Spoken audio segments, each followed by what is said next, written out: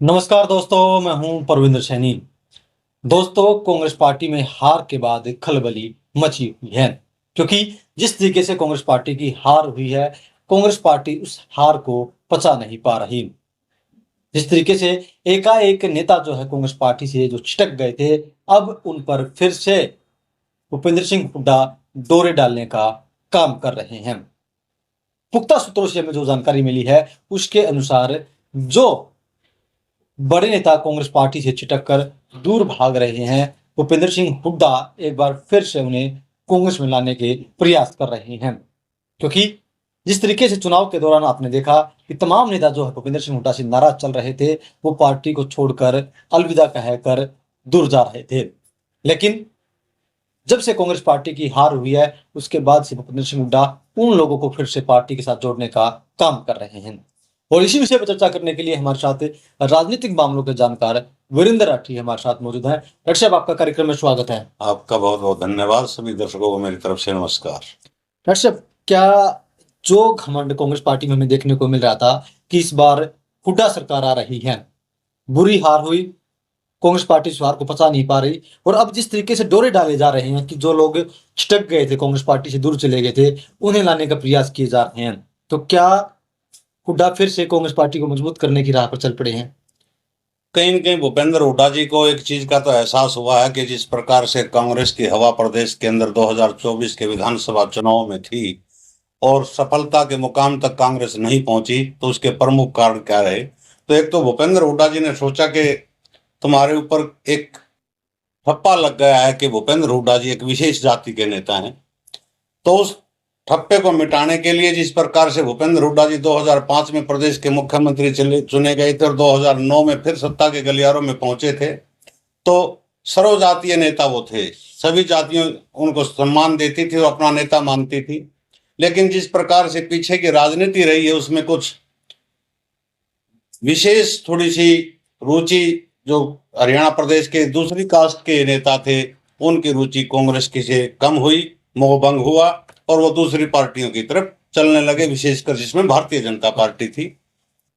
और जिस विधायक जी से अभी कुछ सप्ताह पहले भूपेंद्र हुड्डा जी की बात हुई और मुलाकात हुई है, वो मुलाकात भी ऐसी हुई है कि बंद कमरे में दोनों नेता लिपट करके रोए हैं, जहां तक हमारे पास जो सूत्रों की खबर है। और दूसरी बार उनको अपने पास भूपेंद्र हुड्डा जी ने बुलाया कि आप दोबारा मिलने के लिए कभी मेरे से जरूर आना, या आप ये वादा करके जाओ। और वो नेता वहां गए, और वो एक ऐसे नेता हैं जो 3 चुनाव कांग्रेस से लड़ चुके हैं, एक बार कांग्रेस से विधायक बने हैं, 2 बार कांग्रेस से वो चुनाव हारे हैं, और पहली बार जब वो विधायक बने थे तो 2004 में बतौर निर्दलीय वो विधायक चुन करके प्रदेश की विधानसभा के अंदर गए थे। काफी लंबे समय से उनकी बातचीत तक भी नहीं थी, लेकिन पीछे जब भूपेंद्र हुड्डा जी से उनकी मुलाकात हुई तो उनमें पता हमें लगा है कि काफी लिपट करके रोए, और उन्होंने कहा कि भाई मैंने तेरा कोई नुकसान नहीं किया, तू मेरे पास आना जाना क्यों छोड़ गया। तो जो उनकी मन की बातें थी, कहीं न कहीं जो मन का मैल एक दूसरे के प्रति था, वो मैल धुला है। और फिर से उम्मीद दोनों तरफ से ये कायम है कि भविष्य में हो सकता है वो एक ही मंच को साझा करते हुए हमें दिखाई दें। और वो ऐसे नेता रहे हैं कि जो गांव के सरपंच रह चुके हैं, जिला परिषद के मेंबर रह चुके हैं, 4 चुनाव विधानसभा के लड़ चुके हैं, 2 बार विधायक रहे हैं, 2 चुनाव हारे हैं। तो एक बड़ा कद उनका कहीं न कहीं है, और उसकी कमी कहीं न कहीं हुड्डा साहब को कहीं न कहीं महसूस हुई होगी। और एक पैरेलल राजनीति तो सीधी सी बात है, हरियाणा प्रदेश के अंदर हर पार्टी करती आ रही है कि एक हल्के से एक एक प्रत्याशी को थपकी ना मार करके 2-2, 3-3 प्रत्याशी हर पार्टी तैयार करती है, ताकि समय आने पर अगर प्रत्याशी बदलना भी पड़े तो इसकी जगह फला एडजस्ट हो जाए। उस समय उनसे कहीं भूपेंद्र हुड्डा जी की नाराजगी थी और वो उनको टिकट नहीं दिलवा पाए थे, और टिकट दिलवाने के बाद भी उनका समर्थन नहीं कर पाए थे मन से, और किसी दूसरे निर्दलीय प्रत्याशी की तरफ उनके शुभ चिंतकों का इशारा था। तो कहीं न कहीं वो बात उस विधायक जी को खली थी, और वो दूरियां उनकी बढ़ती गई। आज वो दूरियां फिर नजदीकियों में हम तब्दील होती देख रहे हैं। और जो काफी तीखे व्यंग्यबाण भूपेंद्र हुड्डा और दीपेंद्र हुड्डा जी के ऊपर प्रेस कॉन्फ्रेंस के माध्यम से या सोशल मीडिया के माध्यम से जो बयानबाजी किया करते थे, अब उनके बयानों में कहीं न कहीं काफी नरमी हमें दिखाई दे रही है। तो उम्मीद ये है कि मान मलोवल का जो सिलसिला था वो करीबी रिश्ते में जुड़ने जा रहा है। डॉक्टर साहब, जब चुनाव का वक्त था उस वक्त हमने देखा कि काफी सारे लोग थे जो कांग्रेस पार्टी से टिकट चाह रहे थे, लेकिन उन्हें टिकट नहीं मिला, वो निर्दलीय चुनाव मैदान में उतरे। उस वक्त जो कांग्रेस के बड़े नेता थे उन्होंने ये भी कहा था भूपेंद्र सिंह हुड्डा से और दीपेंद्र हुड्डा से कि आप इन लोगों को मना लीजिए, आप इन लोगों को अपने साथ जोड़ लीजिए। और सूत्रों के हवाले से जो हमें जो जानकारी मिल रही है उस वक्त इन्होंने ये कहा था कि हम किस किस को मनाएंगे। तो क्या उस वक्त कांग्रेस पार्टी का घमंड से चढ़कर बोल रहा था ये कि किस किस को मनाएं? ये जो बातचीत है ये तो 2005 के चुनाव में भी हुई थी, और जो पिछला चुनाव हुआ है उसमें एक दो जगह विरोध के सुर थे, वो मनाने की बात नहीं थी। जिस प्रकार से भादरगढ़ से थे, राजेश जोशी से पहले वादा किया गया था तो वो तो मानने वाले थे ही नहीं।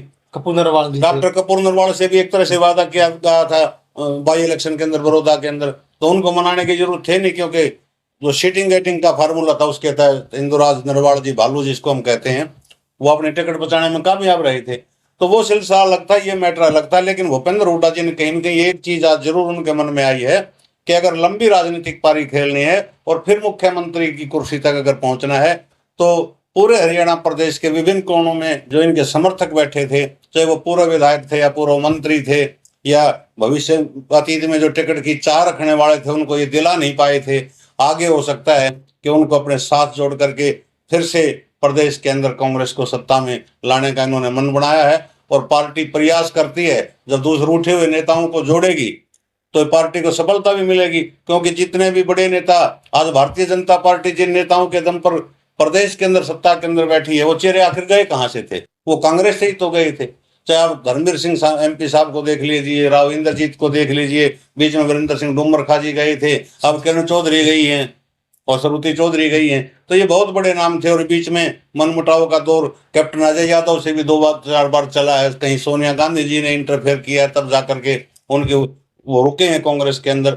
ऐसे कुलदीप शर्मा जी पूर्व डिप्टी स्पीकर भूपेंद्र हुड्डा जी के खास चहेतों में रहे हैं, वो भी पीछे विधानसभा चुनाव से पहले जब नाराज थे तो कहीं न कहीं हुड्डा साहब ने ही जाकर के उनको मनाने का काम किया था और उनको टिकट भी इंदौर से दिया गया था, लेकिन बदकिस्मती से वो चुनाव हार गए। लेकिन भूपेंद्र हुड्डा जी का पूरा मन ये बन चुका है कि जो रूठे हुए कांग्रेस के कार्यकर्ता थे या जो नेता थे, उनको पूरे हरियाणा प्रदेश के अंदर फिर से एकत्रित किया जाए और अपने साथ जोड़ा जाए, ताकि पार्टी फिर से सत्ता के गलियारों में पहुंच सके। डॉक्टर साहब, एक चीज देखने को मिल रही है कि भूपेंद्र सिंह हुड्डा प्रयास लगातार कर रहे हैं कि जो लोग रूठे हुए हैं उन्हें फिर से कांग्रेस पार्टी में लाया जाए। लेकिन क्या हम ये मान सकते हैं कि जो कांग्रेस पार्टी के जो बड़े नेता हैं, जो नेहरू परिवार के लोग, गांधी परिवार के जो लोग हैं, वो अब जो है भूपेंद्र सिंह हुड्डा से दूरी बनाने लगे हैं? क्योंकि जिस तरीके से MLA उनके पक्ष में, लेकिन नेता प्रतिपक्ष उन्हें नहीं बनाया जा रहा, तो क्या एक बीच में एक गैप आ गया है? देखो, ये चीज तो कहीं न कहीं रोड़ा तो बनती ही है। जब आप पूरे फ्लो में चल रहे हो, लगातार आप 2 बार CM प्रदेश के रहे हो, फिर तीसरा चुनाव बाई चांस एंटी इनकम्बेंसी के कारण आप हार गए, कोई बड़ी बात नहीं, हार जाते हैं। 3 बार सारकारें बड़ी मुश्किल से रिपीट होती हैं।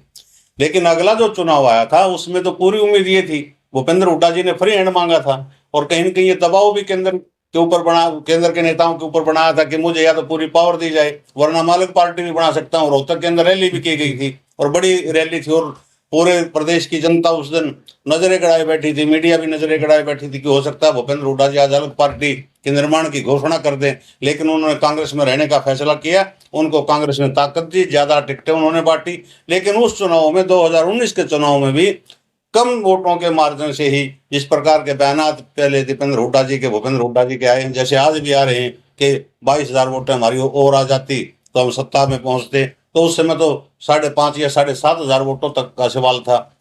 तो उस समय भी उस कमी को दूर होने की अब की बार उम्मीद थी कि अब तो निश्चित रूप से आएगी।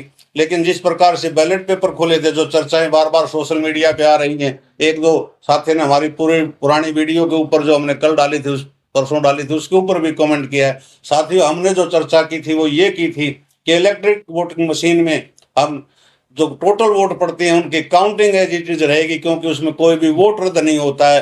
वो एजेंट जो होते हैं उनको मैच करना चाहिए किसी मशीन के ऊपर। अगर 980 वोट पड़ी हैं, अगर उनको गिनती के अंदर 979 आ रही है या 981 आ रही है तो वो गड़बड़ हो सकती है।